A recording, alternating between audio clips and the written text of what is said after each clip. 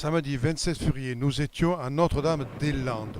Nous allons à la rencontre des opposants à la construction de l'aéroport. Malgré le froid, il y avait plus de 70 000 personnes et 60 bus sont montés.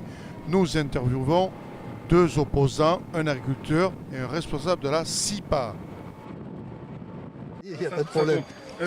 Alain Caillot, bonjour. Bonjour. Alors, cette manifestation importante, il y a beaucoup de monde, on peut dire 70 000 à peu près. Oui, je penserais ces eaux-là, étant donné les manifestations précédentes que nous avons eues, avec un nombre de 50 000 lors de l'opération Astérix et à peu près 25 000 lors de la chaîne humaine. Oui, je peux estimer grosso modo entre 60 et 70 000 le nombre de personnes présentes ici aujourd'hui.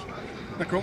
Donc ce projet, on est contre cette construction d'aéroport qui est inimaginable, de voir qu'on va détruire de la faune, plein de choses. Vous pouvez nous donner deux mots sur cette cause que vous défendez?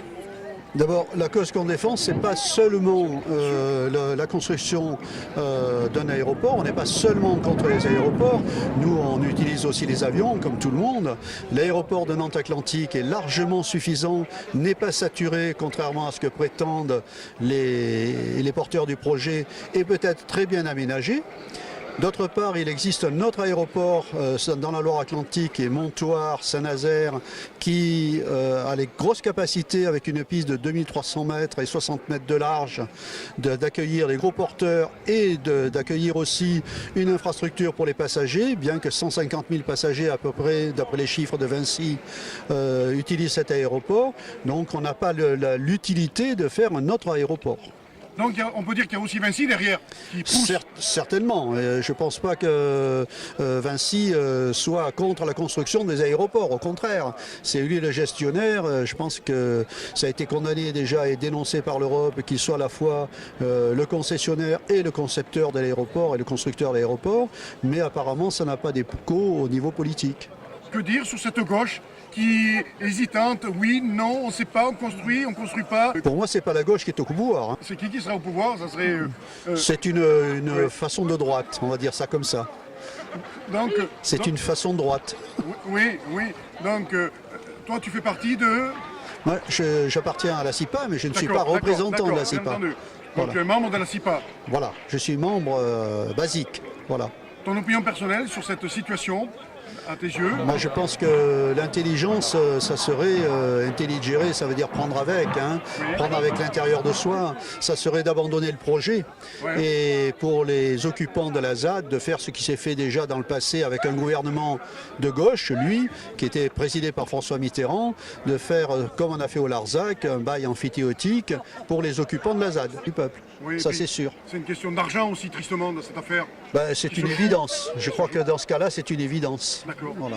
Donc on peut dire, continuer la lutte pour que... La lutte ne cessera pas. Ne cessera pas. Ouais. D'accord. Je ne crois pas que la lutte cesse sur Notre-Dame-des-Landes, ni sur d'autres projets. Même si en 2017, le gouvernement change, la lutte continuera? Ça dépendra de la décision en 2017 du gouvernement. Qui viendra au pouvoir. Voilà, et du peuple français qui l'aura élu. Oui, après, voilà. Ça, on ne peut pas en présumer. D'accord. Voilà. Mais merci beaucoup à toi, c'est gentil. Je vous en prie. Pour ces informations. Au plaisir. Vous vous présentez? Mais je m'appelle Jean, voilà. Alors, pas de bruit, s'il vous plaît. Alors, Jean. Je m'appelle Jean, j'étais installé en agriculture, en polyculture élevage ici tout près, là, à une vingtaine de kilomètres. Donc nous étions sur une ferme de 30 hectares, 35 hectares, en les années 70. Donc on a vécu, nous avons eu 5 enfants, donc nous avons vécu tous les deux, ma femme et moi-même, et mon collègue avec moi à la même surface à peu près, sur les mêmes surfaces de terre. Et donc on a vécu le ménage et les enfants. Et quand je vois aujourd'hui qu'il faut, par exemple, j'ai entendu un jour un témoignage d'une jeune dame, jeune agricultrice, qui avait 55 vaches sur 400 000 litres de lait par an, 300 cochons, et vivait seule. Son mari travaille à l'extérieur, c'est-à-dire à un autre travail. Donc on voit la différence tout de suite entre nous et puis aujourd'hui.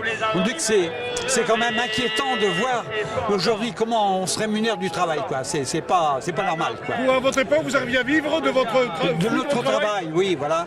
Aujourd'hui, les paysans n'arrivent plus à Ils vivre. n'arrivent pas à vivre avec beaucoup plus et des dettes en surplus, hein, avec certainement beaucoup d'argent à rendre à la banque, voilà. Est-ce que vous pensez que l'agriculture est en voie de disparition en France? C'est-à-dire que oui, le nombre, hein, on dit que restructuration, c'est ce qu'on nous dit, hein, nos politiques disent ça, hein, la concurrence, mais ça a une limite, ça. La FNSEA, tout ça fait que pour continuer, il faut s'agrandir, mais ça veut dire que en même temps, on perd, oui, il y a du chômage qui va se produire en agriculture, quoi, voilà. Est-ce que vous pensez que le salon de l'agriculture a toujours sa raison d'être?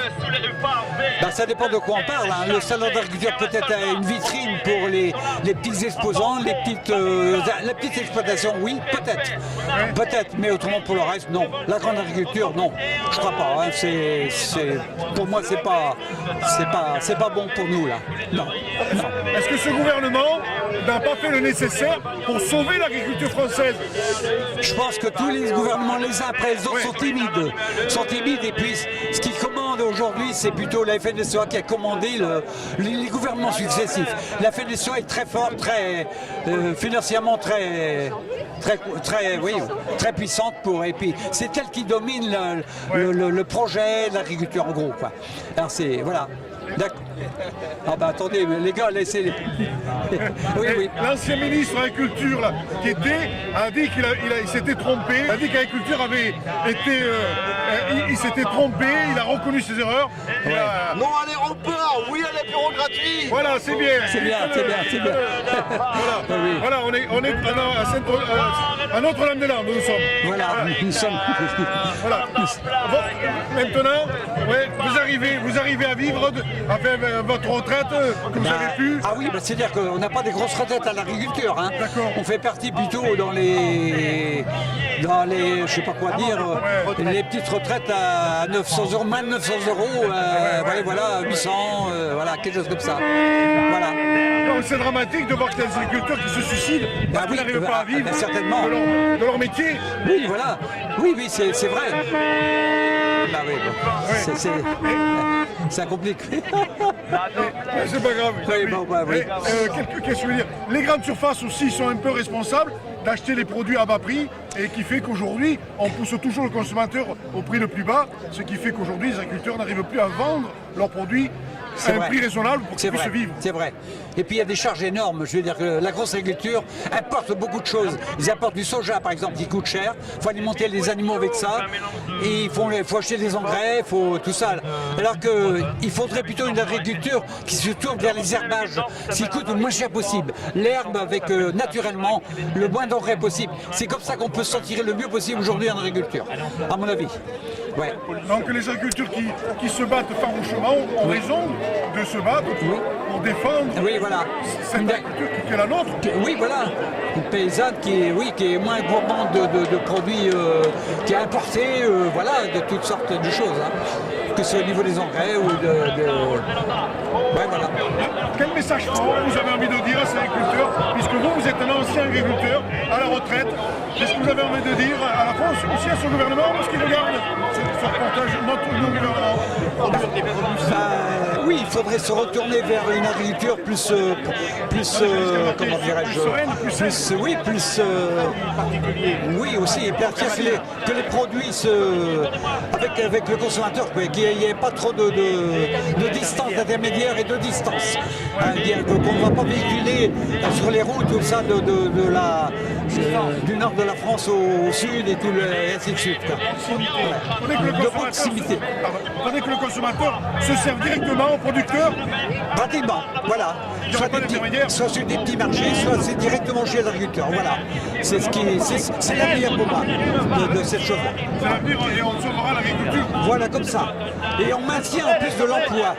Voilà, c'est important. C'est important. C'est important. Et on est ici contre l'aéroport. Contre l'aéroport, absolument, parce que y a cette terre qui disparaît déjà, les autoroutes, les grands axes de chemin de fer, les aéroports et tout ça, même les arrondissements de supermarchés qui prennent aussi des surfaces dans les petites villes, tout ça, ici ou là. Et voilà. La surface Il y a, par exemple, tous les 7 ans, il y a un département qui se détruit en France, tous les 7 habitants. Donc arrêtons, hein, stop. Voilà. Gardons ce que nous avons. La terre vivrière, tout ça.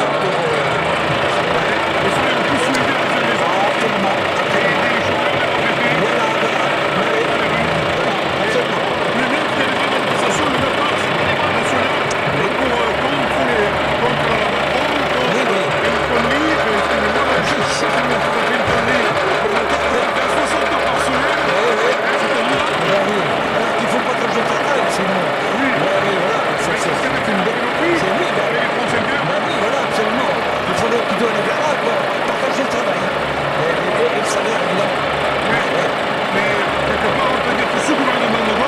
Voilà. Tout le monde est déçu de cette gauche. Bien sûr. On avait un espoir en cette gauche. Ben oui, on avait l'espoir, mais maintenant on est complètement déçus. C'est plus la gauche, donc je ne sais quoi. C'est une gauche qui a basculé à droite. Oui, voilà, c'est ça, exactement. Tout Les à gens, fait. en 2017, ne seront même plus pour qui va voter. Non, bah. Il faudrait qu'on fasse un tri. On ne veut pas l'extrême droite non plus, attention. On va mettre les sous pendant 3 mois, ils sont pas Oui. ils sont licenciés. Mais je pense que la plupart des gens, des hommes politiques, là, ils sont trop longtemps au pouvoir. Il faut qu'ils laissent leur mandat à d'autres. Hollande, démission. Vas-y, dis-le. Hollande, ouais, bah oui, je vais lui dire un petit mot. Hollande, monsieur Hollande, Voilà. sans déconner, démissionner, ça apportera du plaisir à la France. Ciao. Bon, mais voilà une démission. Merci, c'est gentil à toi. C'est bien, merci à vous. Nous attendons notre bus direction Bordeaux, quand tout à coup, à 21h30, nous rencontrons la gendarmerie, appuyée par un hélicoptère. 10 camions de gendarmerie qui se rendent sur la zone pour expulser les zadistes. Toujours sur place, nous sommes interpellés par un gendarme qui nous demande notre carte de presse. Nous lui montrons car nous sommes en train de les filmer, comme vous voyez sur ces images.